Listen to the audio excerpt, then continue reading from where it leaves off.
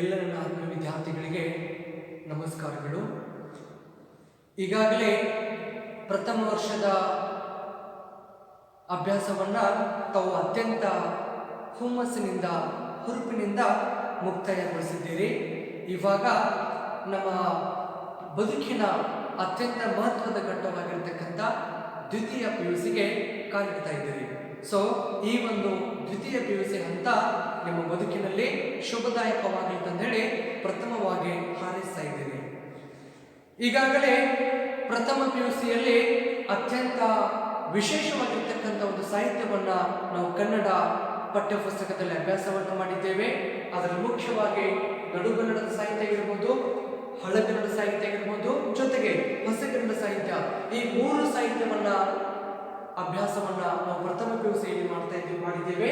So ಅದೇ ರೀತಿಯಾಗಿ ದ್ವಿತೀಯ PUCಯಲ್ಲಿಯೂ ಕೂಡ ಅತ್ಯಂತ ವಿಶೇಷವಾಗಿರ್ತಕ್ಕಂಥದ್ದು ಪರೀಕ್ಷೆಗೆ ಸೀಮಿತ ಅಷ್ಟೇ ಅಲ್ಲದೆ ನಮ್ಮ ಬದುಕಿಗೂ ಕೂಡ ಒಂದು ವಿವಿಧ ನಿದರ್ಶನಗಳನ್ನ ಕೊಡುವಂತಹ ಸಾಹಿತ್ಯವನ್ನ ನಾವು ದ್ವಿತೀಯ PUCಯಲ್ಲಿ ಅಭ್ಯಾಸವನ್ನ ಮಾಡುವುದಿದೆ. ಹಾಗಾದರೆ ನಾನು ವಿದ್ಯಾರ್ಥಿಗಳಲ್ಲಿ ಒಂದು ವಿನಂತಿಯನ್ನು ಮಾಡಿಕೊಳ್ತಾ ಇದ್ದೀನಿ. ಈಗಾಗಲೇ ಸಾಕಷ್ಟು ವಿದ್ಯಾರ್ಥಿಗಳನ್ನು ಮಾಡುವುದು ಒಂದು ದೊಡ್ಡ ತಪ್ಪು. ಅದೇನಪ್ಪ ಅಂತಂದ್ರೆ ಭಾಷಾ ವಿಷಯ ಅಂತ ಹೇಳಿ ಬಹಳಷ್ಟು ನಿರ್ಲಕ್ಷ್ಯವನ್ನ ಮಾಡುವಂತಹ ತಪ್ಪುಗಳನ್ನ ಮಾಡ್ತಾ ಇದ್ದಾರೆ. ಆದ್ರೆ ನೀವೆಲ್ಲರೂ ಕೂಡ ಒಂದು ಚಿಕ್ಕ ಕಳಕಳಿ ವಿನಂತಿ, ಆದಷ್ಟು ಭಾಷಾ ವಿಷಯ ಅಂತ ಹೇಳಿ ನಿರ್ಲಕ್ಷ್ಯ ಮಾಡುವಂತಹ ಪ್ರಯತ್ನವನ್ನ ಮಾಡಬೇಡಿ. ಯಾಕೆ ಅಂದರೆ ಇದು ಪರೀಕ್ಷೆಗೆ ಅಷ್ಟೇ ಸೀಮಿತವಲ್ಲದೆ ಈ ಕನ್ನಡ ಸಾಹಿತ್ಯ ಒಂದು ಬದುಕನ್ನು ಕಲಿಸುವಂಥದ್ದು, ಬದುಕಿಗೆ ಒಂದು ಮಾರ್ಗದರ್ಶನವನ್ನು ಮಾಡುವಂಥದ್ದು. ಅದಕ್ಕಾಗಿ ಅತ್ಯಂತ ಮನಸ್ಸಿನಿಂದ ಈ ಒಂದು ವಿಷಯವನ್ನು ತಿಳಿದುಕೊಳ್ಳಲಿಕ್ಕೆ ಪ್ರಯತ್ನವನ್ನ ಮಾಡಬೇಕು. ಈಗಾಗಲೇ 10-11 ವರ್ಷಗಳಿಂದ ತಾವು ಕನ್ನಡವನ್ನ ಒಂದು ವಿಷಯವನ್ನಾಗಿ, ಭಾಷಾ ವಿಷಯವನ್ನಾಗಿ ಅಭ್ಯಾಸ ಮಾಡ್ತಾ ಇದ್ದೀರಿ. ಆದರೆ ಹಿಂದೆ ಕಲಿತಿರ್ತಕ್ಕಂಥ ವಿಷಯವನ್ನ ಅಥವಾ ಪಠ್ಯವನ್ನು ನೋಡಲಿಕ್ಕೆ ಹೋಗಿದೆಯಾಗಿದ್ದಲ್ಲಿ ಅದು ತಮ್ಮಲ್ಲಿ ಜ್ಞಾನವನ್ನು ಸಂಗ್ರಹಿಸುವಂತ ಶಕ್ತಿ ಎಷ್ಟಿದೆ ಎಂಬುದನ್ನು ಪರೀಕ್ಷೆಯನ್ನು ಮಾಡುವಂಥದ್ದಿತ್ತು. ಆದರೆ ಈ ಒಂದು ಕಾಲೇಜಿನ ಹಂತದಲ್ಲಿ ತಾವು ಅಭ್ಯಾಸವನ್ನು ಮಾಡುವಂತಹ ವಿಷಯ, ಅದನ್ನು ಅನ್ವಯಿಸುವಂತಹ ಶಕ್ತಿ, ಅನ್ವಯಿಸುವಂತಹ ಅಥವಾ ವಿಶ್ಲೇಷಣೆ ಮಾಡುವಂತಹ ಒಂದು ಶಕ್ತಿ ತಮ್ಮಲ್ಲಿ ಎಷ್ಟಿದೆ ಅಂತಕ್ಕಂಥದ್ದು ಪರೀಕ್ಷೆಯನ್ನು ಮಾಡುವಂತಹ ವಿಷಯ ಅಥವಾ ಪಠ್ಯ ಇದಾಗಿದೆ ಅಂತಕ್ಕಂಥದ್ದು. ಅದಕ್ಕಾಗಿ ಈ ಕಾಲೇಜು ಹಂತದ ಒಂದು ಕನ್ನಡ ಪಠ್ಯ ನಮಗೆ ಅತ್ಯಂತ ಮಹತ್ವದ ಪಾತ್ರ ನಿರ್ವಹಿಸುತ್ತದೆ ಅಂತಕ್ಕಂಥದ್ದು ನಮಗೆ ಗೊತ್ತಿರಬೇಕು. ಹಾಗಾದರೆ ಇವತ್ತು ಕನ್ನಡ ಪಠ್ಯ ಪುಸ್ತಕದಲ್ಲಿ ಕೊಟ್ಟಿರ್ತಕ್ಕಂಥ ಪಾಠಗಳ ಬಗ್ಗೆ ಸ್ವಲ್ಪ ಪರಿಚಯವನ್ನು ಮಾಡಿಕೊಳ್ಳಿಕ್ಕೆ ಪ್ರಯತ್ನವನ್ನು ಪಡೋಣ.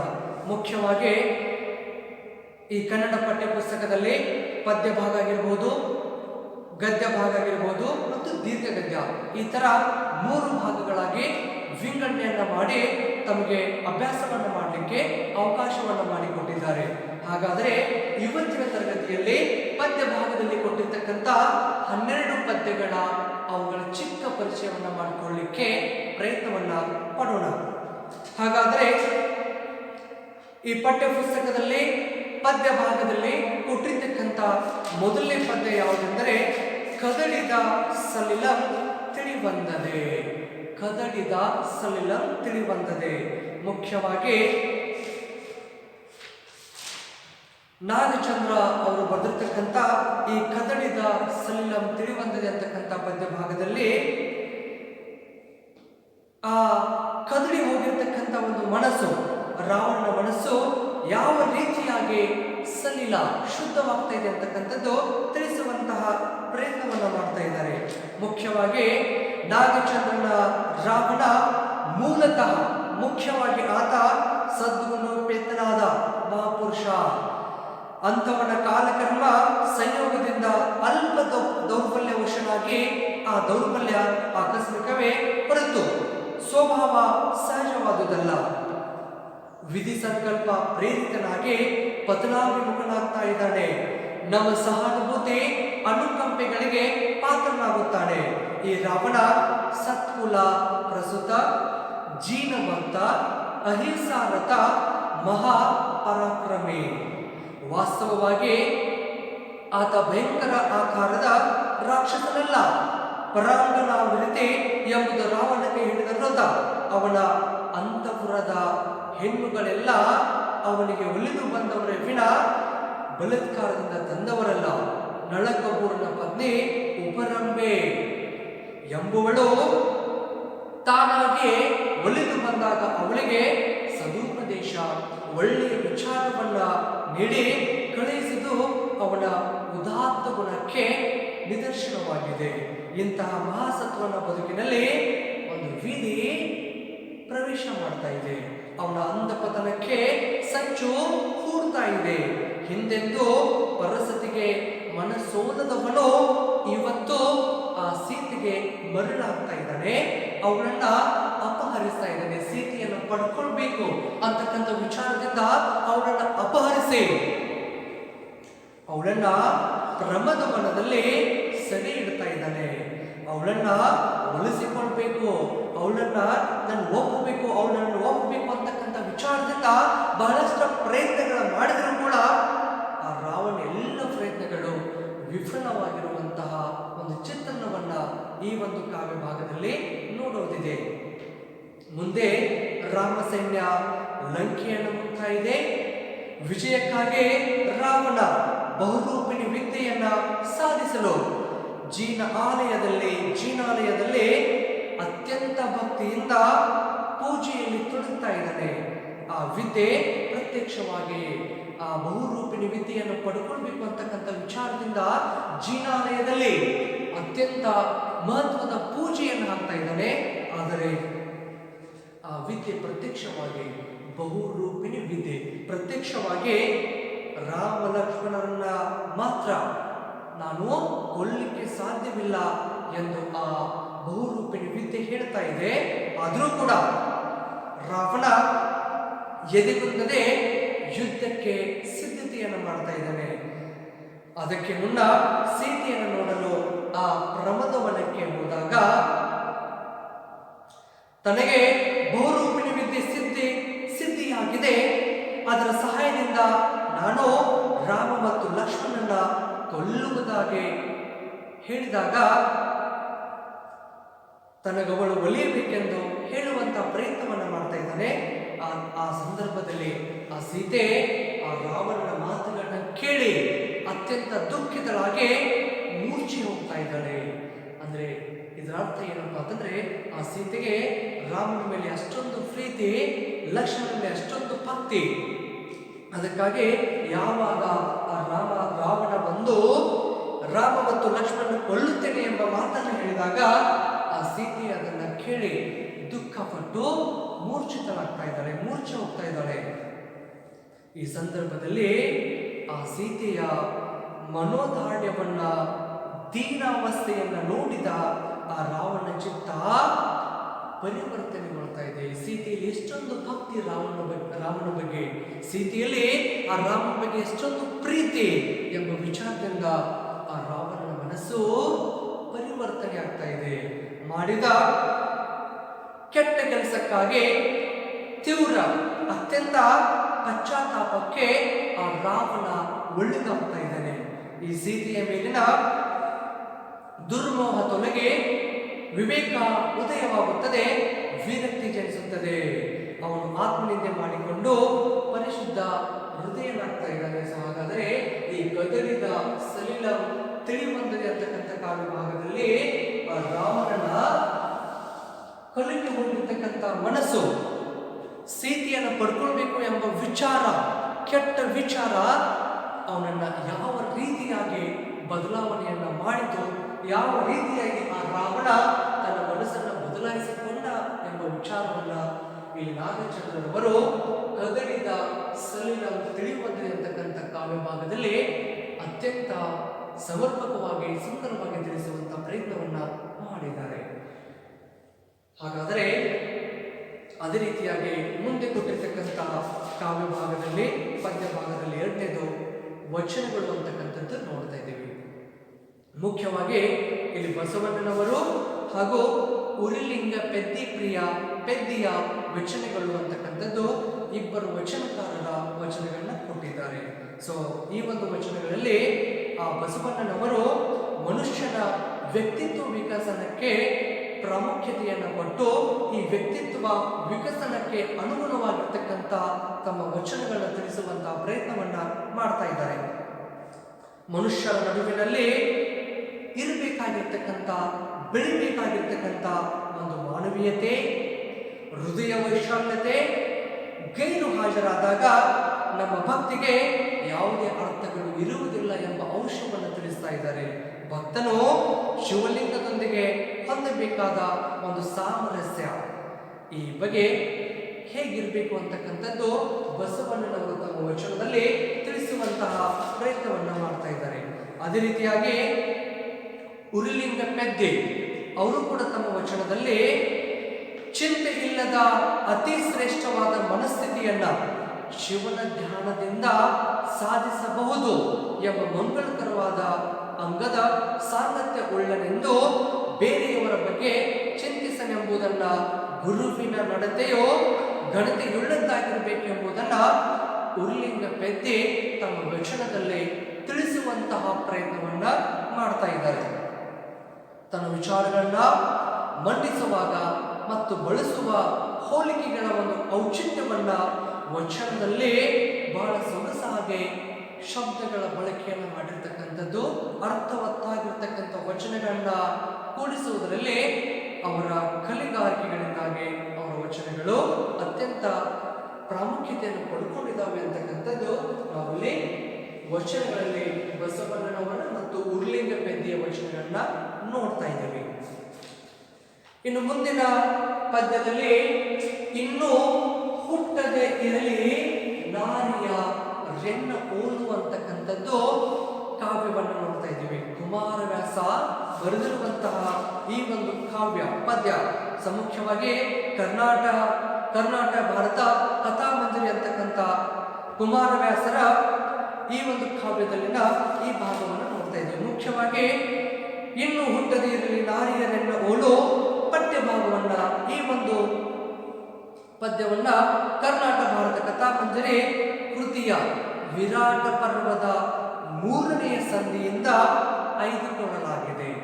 ಪಾಂಡವರು 1 ವರ್ಷದ ಅಜ್ಞಾತವಾಸದ ಅವಧಿಯನ್ನ ವಿರಾಟ ರಾಜನ ಆಶ್ರಯದಲ್ಲಿ, ಪಾಂಡವರು ಪಂಚಪಾಂಡವರಿಗೆಲ್ಲ ಗೊತ್ತು, ಆ ಪಂಚಪಾಂಡವರು 1 ವರ್ಷದ ಅಜ್ಞಾತವಾಸ, ಆ ಅಜ್ಞಾತವಾಸದ ಅವಧಿಯನ್ನ ವಿರಾಟ ರಾಜನ ಆಶ್ರಯದಲ್ಲಿ ಕಳಿಬೇಕು ಅಂತಕ್ಕಂಥ ವಿಚಾರದಿಂದ ತಮ್ಮ ವೇಷಗಳನ್ನ ಬದಲಿಸಿಕೊಂಡು ಬೇರೆ ಬೇರೆ ಹೆಸರುಗಳಿಂದ ವಿವಿಧ ಕೆಲಸಗಳಲ್ಲಿ ವೃತ್ತಿಗಳಲ್ಲಿ ತೊಡಗಿಸಿಕೊಂಡು ಕಾಲವನ್ನು ಕಳೀತಾ ಇದ್ದಾರೆ.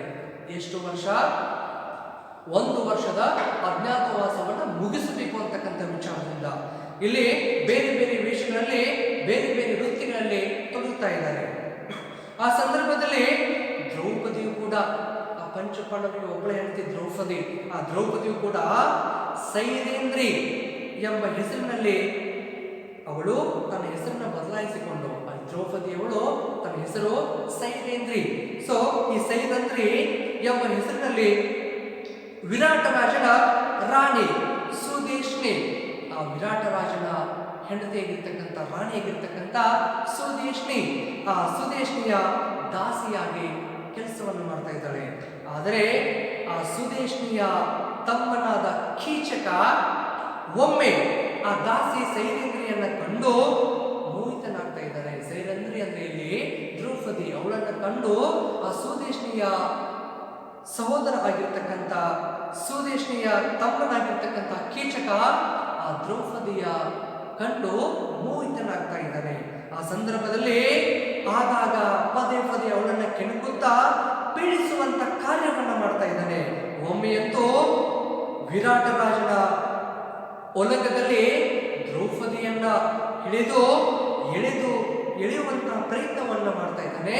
ಸಾಧ್ಯವಾಗದೇ ಇದ್ದಾಗ ಕಾಲಿನಿಂದ ಒದ್ದು ಅವಮಾನವನ್ನ ಮಾಡ್ತಾ ಇದ್ದಾನೆ. ಹೀಗೆ ಕೀಚಕನ ನಿರಂತರವಾಗಿರ್ತಕ್ಕಂಥ ಉಪಟಳದಿಂದ ನೊಂದು ದುಃಖಿತೆಯಾದ ಆ ದ್ರೌಪದಿ ಆತನನ್ನ ಕೊಲ್ಲುವಂತೆ ಭೀಮನಲ್ಲಿ ಬಂದು ಕೇಳಿಕೊಳ್ತಾ ಇದ್ದಾಳೆ.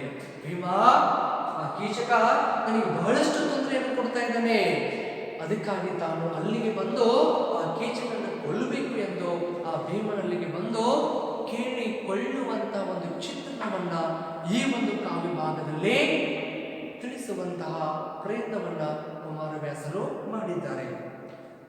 ಅದೇ ರೀತಿಯಾಗಿ ಕೀಚಕನಿಂದಾದ ಅವಮಾನವನ್ನು ದ್ರೌಪದಿ ಭೀಮನಲ್ಲಿ ಹೇಳಿಕೊಳ್ಳುವುದು, ಆ ಭೀಮನಿಂದ ಬಂದಿರತಕ್ಕಂಥ ಒಂದು ಪ್ರತ್ಯುತ್ತರ ಹಾಗೂ ಕೊನೆಗೆ ಆ ಭೀಮನನ್ನ ಕೆಣಕಿ ಆತನಲ್ಲಿಗಿರ್ತಕ್ಕಂಥ ಶಕ್ತಿಯನ್ನ ಉಕ್ಕುವ ಹಾಗೆ ಮಾಡಿ ಕೆಣಕಿ ಅವನ ಶೌರ್ಯವನ್ನ ಬಡಿದೆಬ್ಬಿಸುವಂತಹ ಒಂದು ದ್ರೌಪದಿಯ ಮಾತುಗಳನ್ನ ಕೂಡ ಇಲ್ಲಿ ನಾವು ನೋಡ್ತಾ ಇದ್ದೀವಿ. ಈ ರೀತಿಯಾಗಿ ಅತ್ಯಂತ ನಾಟಕೀಯತೆಯಿಂದ ಕೂಡಿ ಹೃದಯವಾಗಿ ಮೂಡಿ ಬಂದಿರತಕ್ಕಂಥ ಈ ಕಾವ್ಯ ಇನ್ನು ಹುಟ್ಟದೇ ಇರಲಿ ನಾರಿಯ ರೇಖ ಹೋಲು ಅಂತಕ್ಕಂಥ ಕಾವ್ಯ ಭಾಗವನ್ನ ನಾವುಗಳು ಅಭ್ಯಾಸವನ್ನ ಮಾಡುವುದು ಇದೆ. ಇನ್ನು ಮುಂದಕ್ಕೆ ಹೋದಂತೆ ಪದ್ಯ ಭಾಗದಲ್ಲಿ ಕೊಟ್ಟಿರ್ತಕ್ಕಂಥದ್ದು 4ನೇ ಪದ್ಯ ಪಗೆಯಂ ಬಾಲಕ ನೆಂಬರೆ ಅಂತಕ್ಕಂಥದ್ದು. ಪಗೆಯಂ ಬಾಲಕ ನೆಂಬರೆ ಮುಖ್ಯವಾಗಿ ಈ ಪುಲಿಗಿರಿ ಸೋಮನಾಥರವರು ಬರೆದಿರ್ತಕ್ಕಂಥ ಈ ಒಂದು ಪಗೆಯಂ ಬಾಲಕ ನೆಂಬರೆ ಅಂತಕ್ಕಂಥದ್ದು ಇದು ಶತಕ ಸಾಹಿತ್ಯದಲ್ಲಿ ಬರುವಂಥದ್ದು. 100 ಪದ್ಯಗಳಿಂದ ಕೂಡಿದ ಗ್ರಂಥವನ್ನ ಶತಕ ಎಂಬ ಹೆಸರಿನಿಂದ ಕರೀತಾ ಇದ್ದೀವಿ.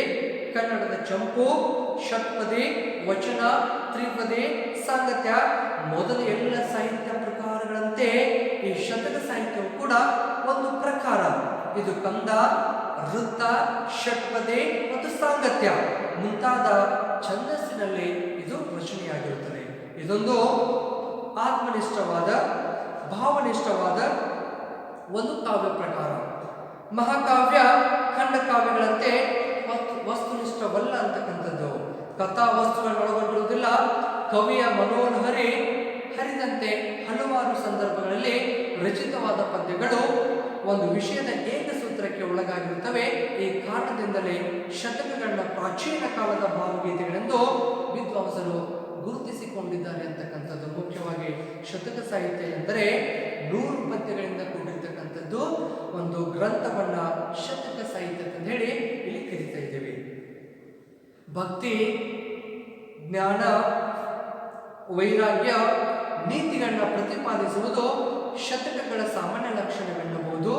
100 ಪದ್ಯಗಳಿಂದ ಕೂಡಿದ ಗ್ರಂಥವನ್ನ ಶತಕ ಎಂದು ಕರೆಯುವ ವಾಡಿಕೆ ಇದ್ರೂ ಕೂಡ ಕನ್ನಡದಲ್ಲಿ 100ರಿಂದ 128 ಪದ್ಯಗಳಿರುವಂತಹ ಶತಕಗಳು ಕೂಡ ಕಂಡು ಬರ್ತಾ ಇದೆ.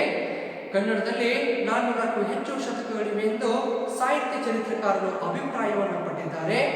ನಾಗವರ್ಮಾಚಾರ್ಯನ ಚಂದ್ರಚೂಡಾಮಣಿ ಶತಕ ಕನ್ನಡದ ಮೊದಲನೆಯ ಶತಕ ಗ್ರಂಥ ಅಂತಕ್ಕಂಥದ್ದು ಕೂಡ ನಮಗೆ ಗೊತ್ತಿರಬೇಕು. ಸೊ ಮುಖ್ಯವಾಗಿ ಈ ಒಂದು ಕಾವ್ಯ ಭಾಗದಲ್ಲಿ ಪಗೆಯ ಬಾಲಕನೆಂಬರೆ ಮುಖ್ಯವಾಗಿ ಈ ಪುಲಿಗಿರಿ ಸೋಮನಾಥರವರು ಒಂದು ಯಾವುದೇ ಸಮಸ್ಯೆಗಳನ್ನ ಚಿಕ್ಕದು ಎಂಬಂತೆ ಭಾವಿಸಬಾರದು ಅಂತಕ್ಕಂಥ ವಿಚಾರವನ್ನ ಇವರು ಒಂದು ಪದ್ಯದಲ್ಲಿ ತಿಳಿಸುವಂತಹ ಪ್ರಯತ್ನವನ್ನ ಮಾಡಿದ್ದಾರೆ. ಸೊ ಮುಂದಕ್ಕೆ ಹೋದಂತೆ ಜಾಲಿಯ ಮರದಂತೆ ಎಂಬುದು 5ನೆಯ ಪದ್ಯವಾಗಿದೆ. ಜಾಲಿಯ ಮರದಂತೆ ಮುಖ್ಯವಾಗಿ ಪುರಂದರದಾಸರು ತಿಳಿಸುವಂತಹ ಪ್ರಯತ್ನವನ್ನ ಮಾಡ್ತಾ ಇದ್ದಾರೆ. ಈ ಪುರಂದರದಾಸರು ಸಮಾಜವನ್ನ ವಿಮರ್ಶೆ ಕುರಿತು ರಚಿಸಿರುವಂತಹ ಭೂಪಾಲು ಕೀರ್ತನೆಗಳು ಮುಖ್ಯವಾಗಿ ಅನೀತಿ, ಅನಾಚಾರ, ಸುಳ್ಳು, ಕಪಟ, ಬೂಟಾಟಿಕೆ, ಡಾಂಬಿಕತೆಗಳನ್ನ ಕಟುವಾಗಿ ಟೀಕಿಸುವಂತಹ ಪ್ರಯತ್ನವನ್ನು ಮಾಡ್ತಾ ಇದ್ದಾರೆ. ಸತ್ಯಧರ್ಮ, ನೈಜ ನೀತಿ, ಜೀವನದ ನಿಷ್ಠೆ, ಪ್ರಾಮಾಣಿಕತೆಯ ಮೌಲ್ಯಗಳನ್ನ ಅನುಸರಿಸಿ ಬದುಕುತ್ತಿರುವವರಿಗಿಂತಲೂ ದುರ್ಜನರಿಗೆ ಸಿಗುವ ಪ್ರಾಶಸ್ತ್ಯವನ್ನ ಪ್ರಸ್ತುತ ಕೀರ್ತನೆಯಲ್ಲಿ ಲೇವಡಿ ಮಾಡಿದ್ದಾರೆ. ಸಮಾಜಕ್ಕೆ ನಿಷ್ಠ ಯೋಜಕರಾದವರನ್ನ ಜಾಲಿಮರಕ್ಕೆ ಹೋಲಿಸಿರುವುದು. ಮುಖ್ಯವಾಗಿ ಜಾಲಿಮರ ಎಂಬ ವಿಷಯಕ್ಕೆ ಬಂದಿದ್ದೇ ಆಗಿದ್ದಲ್ಲಿ ಮುಳ್ಳನ್ನು ಹೊಂದಿರತಕ್ಕಂಥದ್ದು ಜಾಲಿಮರ, ಹೌದಲ್ಲ? ಸೊ ಆ ಜಾಲಿಮರ ಹೇಗೆ ಮುಳ್ಳನ್ನು ಹೊಂದಿರುತ್ತದೆಯೋ ಅದೇ ರೀತಿಯಾಗಿ ಸಮಾಜಕ್ಕೆ ನಿಷ್ಠ ಯೋಜಕರನ್ನು ಕೂಡ ಅವರನ್ನ ಆ ಜಾಲಿ ಮರಕ್ಕೆ ಹೋಲಿಸುವಂತಹ ವಿಚಾರವನ್ನ ನೋಡ್ತಾ ಇದ್ದೀವಿ. ಈ ಹೋಲಿಕೆಯ ಹಿಂದೆ ಮುಳ್ಳಾಗಬೇಡ, ಈ ಕಾವ್ಯ ಭಾಗದಿಂದ, ಈ ಪದ್ಯದಿಂದ ನೀವು ಮುಳ್ಳಾಗಬೇಡ, ಹೂವಾಗಬೇಕು ಎಂಬ ಅಂಶವನ್ನ ಆಶಯದೊಂದಿಗೆ ತಿಳಿಸುವಂತಹ ಪ್ರಯತ್ನವನ್ನ ಪುರಂದರದಾಸರು ಮಾಡಿದ್ದಾರೆ. ಇನ್ನು ಮುಂದಕ್ಕೆ ಹೋದಂತೆ ಮುಂದಿನ ಪದ್ಯ ಹಬ್ಬಲಿ ಅವರ ರಸಬಳ್ಳಿ ಅಂತಕ್ಕಂಥ ಕಾವ್ಯವನ್ನ ಕೊಟ್ಟಿದ್ದಾರೆ. ಇದು ಜನಪದ ಸಾಹಿತ್ಯ ಅಂತಕ್ಕಂಥದ್ದು. ನಮಗೆಲ್ಲ ಗೊತ್ತು, ಜನಪದ ಸಾಹಿತ್ಯ ಒಬ್ಬರಿಂದ ಒಂದು ಬಾಯಿಂದ ಮತ್ತೊಬ್ಬರ ಬಾಯಿಯ ಮುಖಾಂತರವಾಗಿ ರಚನೆ ಆಗಿರ್ತಕ್ಕಂಥ ಸಾಹಿತ್ಯ. ಇದು ಮುಖ್ಯವಾಗಿ ಈ ಜನಪದರು ಹಬ್ಬಲಿ ಅವರ ರಸಬಳ್ಳಿ ಅಂತಕ್ಕಂಥ ಜನಪದ ಕಾವ್ಯದಲ್ಲಿ ಜನರು ಬಾಳಿ ಬದುಕಿದ ಒಂದು ರೀತಿ ನೀತಿಗಳಾಗಿರ್ಬೋದು, ತಾಯಿ ಮತ್ತು ತವರಿನ ಬಗೆಗೆ ಜನಪದರು ಇಟ್ಟುಕೊಂಡಿರ್ತಕ್ಕಂಥ ಒಂದು ಅಪಾರವಾದ ಪ್ರೀತಿ. ಆ ಹೆಣ್ಣು ಮಗು ಮದುವೆಯಾಗಿ ಹೋದ ನಂತರದಲ್ಲಿ ತನ್ನ ತವರು ಮನೆ ಬಗ್ಗೆ ಇಟ್ಕೊಂಡಿರ್ತಕ್ಕಂಥ ಒಂದು ಒಳ್ಳೆಯ ಪ್ರೀತಿ, ವಾತ್ಸಲ್ಯವನ್ನ ಇಲ್ಲಿ ಈ ಒಂದು ಪದ್ಯ ಭಾಗದಲ್ಲಿ ತಿಳಿಸುವಂತಹ ಪ್ರಯತ್ನವನ್ನ ಮಾಡಿದ್ದಾರೆ. ಅದೇ ರೀತಿಯಾಗಿ ಮುಂದೆ ಹೋಗಿರ್ತಕ್ಕಂಥ ಪದ್ಯ ಬೆಳಗು ಜಾವ. ಬೆಳಗು, ಪ್ರತಿದಿನ ಸೂರ್ಯ ಉದಯಿಸುತ್ತಾನೆ, ಮುಳುಗುತ್ತಾನೆ. ಆದರೆ ಉದಯಿಸಿರುವಂತಹ ಸಂದರ್ಭದಲ್ಲಿ ಆ ಒಂದು ಸಮಯ ಎಷ್ಟು ಸೊಗಸಾಗಿರ್ತಕ್ಕಂಥದ್ದು, ಮನುಷ್ಯನಲ್ಲಿ ಎಷ್ಟು ಸ್ಫೂರ್ತಿಯನ್ನು ನೀಡುವಂಥದ್ದು. ಆದರೆ ಇವತ್ತಿನ ಸಂದರ್ಭದಲ್ಲಿ ಮನುಷ್ಯನಿಗೆ ಆ ಬೆಳಗಿನ ಜಾವದ ಮಹತ್ವನೇ ಗೊತ್ತಿಲ್ಲದೆ ಇರುವಂತಹ ರೀತಿಯಲ್ಲಿ ಬದುಕ್ತಾ ಇದ್ದಾರೆ ಅಂತಕ್ಕಂಥ ಅಂಶವನ್ನ ನಾವು ನೋಡಬಹುದು. ಅದಕ್ಕಾಗಿ ಆ ಒಂದು ಉದ್ದೇಶದಿಂದ ಈ ಬೆಳಗು ಜಾವ ಅಂತಕ್ಕಂಥದ್ದು ದ.ರಾ. ಬೇಂದ್ರೆ ಅವರು ಬರೆದಿರ್ತಕ್ಕಂಥದ್ದು. ಈ ಒಂದು ಬೇಂದ್ರೆ ಅವರ ರಚನೆಗಳಲ್ಲಿ ಒಂದು ವಿಶೇಷವಾಗಿರ್ತಕ್ಕಂಥ ಮಹತ್ವವನ್ನ ಈ ಬೆಳಗು ಜಾವ ಪದ್ಯ ಹೊಂದಿದೆ. ನಿಸರ್ಗದ ಸೊಬಗಿನಲ್ಲಿ ಆನಂದವನ್ನ ಪಡೆಯುತ್ತಲೇ ಅದರ ಭವ್ಯತೆ ಮತ್ತು ದಿವ್ಯತೆಗಳನ್ನ, ಅದರ ಅರಿವನ್ನ ತಂದು ಕೊಡುವುದು ಬೇಂದ್ರೆ ಅವರ ನಿಸರ್ಗ ಗೀತೆಗಳ ಮುಖ್ಯ ಉದ್ದೇಶವಾಗಿರುವಂಥದ್ದು. ಇಲ್ಲಿ ಬೆಳಗು ಮತ್ತು ಬೆಳಕು ಎರಡು ಒಂದೇ. ಆದರೆ ಬೆಳಕು ಅವರ ಕಾವ್ಯದಲ್ಲಿ ಒಂದು ಸ್ಥಾಯಿ ಕಲ್ಪನೆ. ಈ ಕವಿತೆಯಲ್ಲಿ ಬೆಳಗಿನ ಸೌಂದರ್ಯವನ್ನ ವರ್ಣಿಸುತ್ತಲೇ ಯೌವನವು ಮಾನವ ಜೀವನದ ಬೆಳಕು ಜಾವ. ಈ ಯೌವನ ಅಂತಕ್ಕಂಥ ಏನಿದೆಯಲ್ಲ, ಇದು ಮನುಷ್ಯನ ಒಂದು ಜೀವನದ ಬೆಳಗಿನ ಜಾವ ಅಂತಕ್ಕಂಥ ವಿಚಾರವನ್ನು ಹೇಳ್ತಾ ಇದ್ದಾರೆ. ನಿರಂತರವಾದ ಕ್ರಿಯೆಗಳ ಮೂಲಕ ಯೌವನವನ್ನು ಗಳಿಸಿ ಸಫಲತೆಯನ್ನು ಪಡೆಯಬೇಕು ಎಂಬ ವಿಚಾರವನ್ನ ಈ ಒಂದು ಪದ್ಯದಲ್ಲಿ ದ.ರಾ. ಬೇಂದ್ರೆ ಅವರು ತಿಳಿಸುವಂತಹ ಪ್ರಯತ್ನವನ್ನ ಮಾಡಿದ್ದಾರೆ. ಅದಕ್ಕಾಗಿ ನಾವೆಲ್ಲ ಈ ಯೌವನ ಅವಸ್ಥೆಯಲ್ಲಿ ಇರುವಂತಹ ಸಂದರ್ಭದಲ್ಲಿ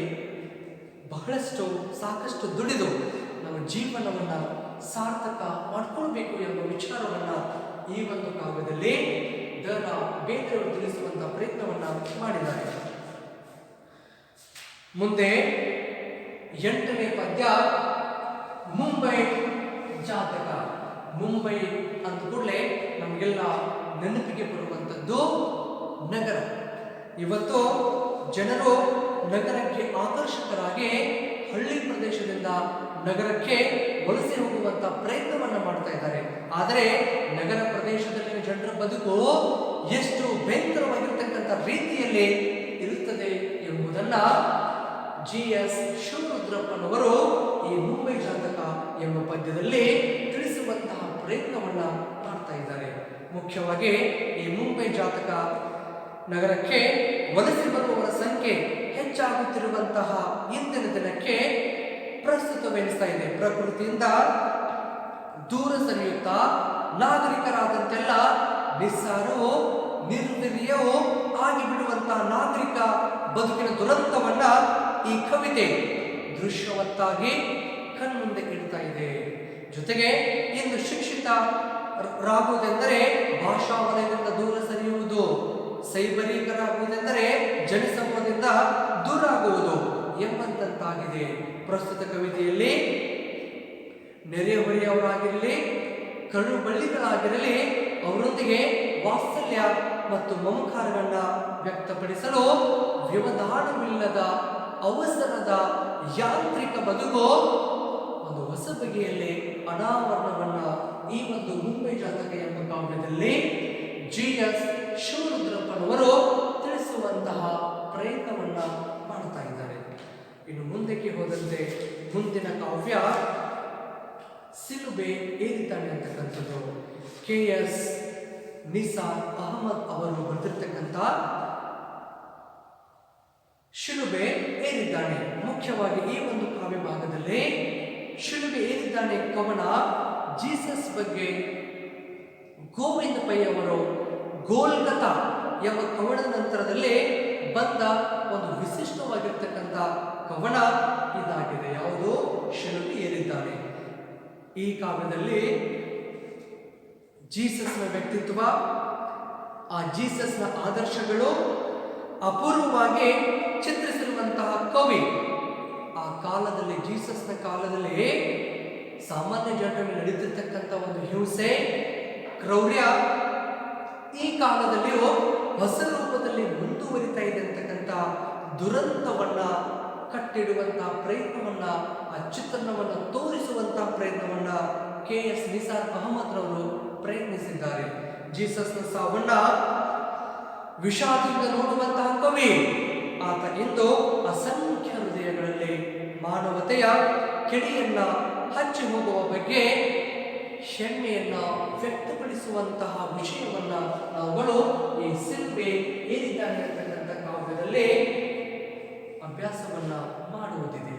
ಅದರ ಕೂಡಲೇ ಮುಂದೆ ಬರುವಂತಹ ಪದ್ಯ ಒಂದು ಹೂ ಹೆಚ್ಚಿಗೆ ಇಡುತ್ತೀನಿ. ಸೊ ಮುಖ್ಯವಾಗಿ ಲಲಿತಾ ಸಿದ್ದಬಸಯ್ಯನವರು ನಮ್ಮ ಮನೆಯಲ್ಲಿರುವಂತಹ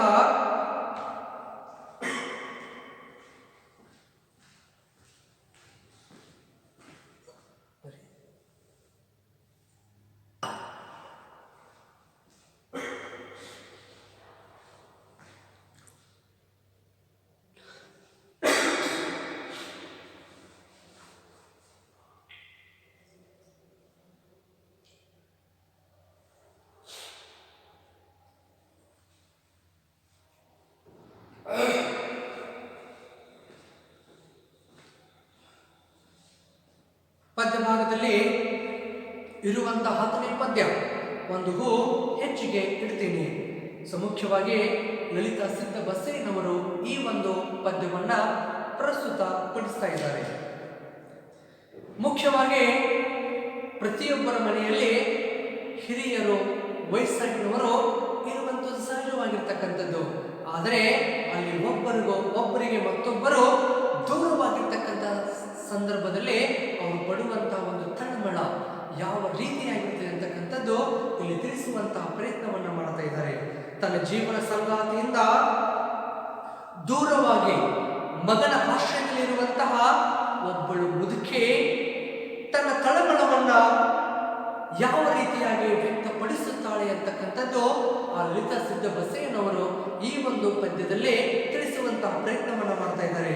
ಮತ್ತೊಬ್ಬ ಮಗನ ಬಳಿ ಇರುವಂತಹ ಆ ಮುದುಕ, ಒಬ್ಬನ ಬಳಿ ಮುದುಕಿ, ಮತ್ತೊಬ್ಬನ ಬಳಿ ಆ ಮುದುಕ, ತಂದೆ ತಾಯಿ ವಯಸ್ಸಾಗಿರ್ತಕ್ಕಂಥ ತಂದೆ ತಾಯಿಗಳು ಅವರು.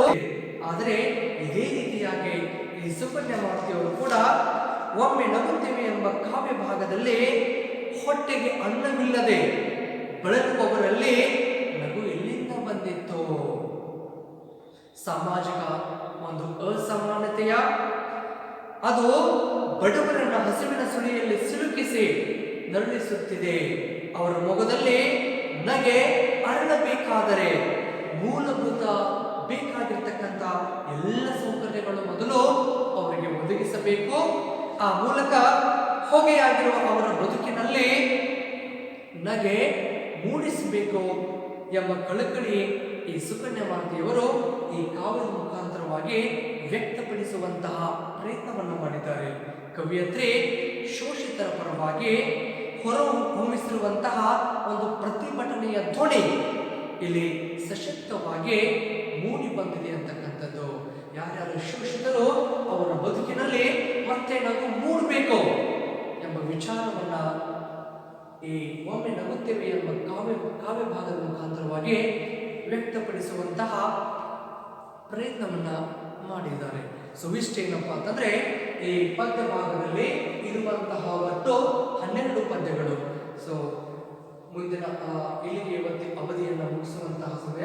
ಸೊ ಮುಂದಿನ ಅವಧಿಯಲ್ಲಿ ಬಂದ ಕೂಡಲೇ ಗದ್ಯ ಭಾಗದಲ್ಲಿ ಕೊಟ್ಟಿರ್ತಕ್ಕಂಥ ಗದ್ಯ ಪಾಠಗಳು ಹಾಗೂ ದೀರ್ಘ ಗದ್ಯ ಭಾಗದಲ್ಲಿ ಕೊಟ್ಟಿರ್ತಕ್ಕಂಥ ದೀರ್ಘ ಗದ್ಯ ಪಾಠದ ಬಗ್ಗೆ ಅವುಗಳ ಪರಿಚಯವನ್ನ ಮಾಡಿಕೊಳ್ಳೋಣ. ಸೊ ಮುಂದಿನ ತರಗತಿಯಲ್ಲಿ ಸಿಗೋಣ. ನಮಸ್ಕಾರ.